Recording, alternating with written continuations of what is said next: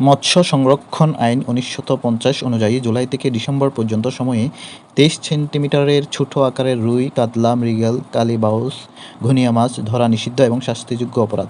জেনে রাখা ভালো, মৎস্য অধিদপ্তরের সর্বশেষ তথ্য অনুযায়ী ১০ ইঞ্চি বা ২৫ সেন্টিমিটারের চেয়ে ছোট ইলিশ মাছকে জাটকা বলা হয়, আর জাটকা ধরা নিষিদ্ধ ও শাস্তিযোগ্য অপরাধ।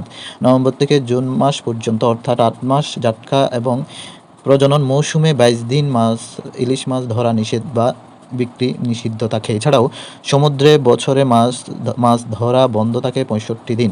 ইলিশের পোনা জাটকা যেন ইলিশ ধরার জালে আটকে না যায়, তাই সরকার সম্প্রতি ফাঁস জালের সাইজ ৬.৫ সেন্টিমিটার নির্ধারণ করে দিয়েছে। দুখু মিয়া হচ্ছেন ১৮১৯ থেকে ১৮৬২ জীবনী। তিনি হাজী শরীয়তুল্লাহর একমাত্র পুত্র। তিনি ১৮১৯ সালে মাদারীপুর জেলার সেমাইল গ্রামে জন্মগ্রহণ করেন। তার আসল নাম ছিল মহসিন উদ্দিন। ১৮৪০ সালে পিতার মৃত্যুর পর দুদু মিয়া ফরায়েজি আন্দোলনের নেতৃত্ব লাভ করেন। তিনি ঘোষণা করেন জমির মালিকানা কৃষকের।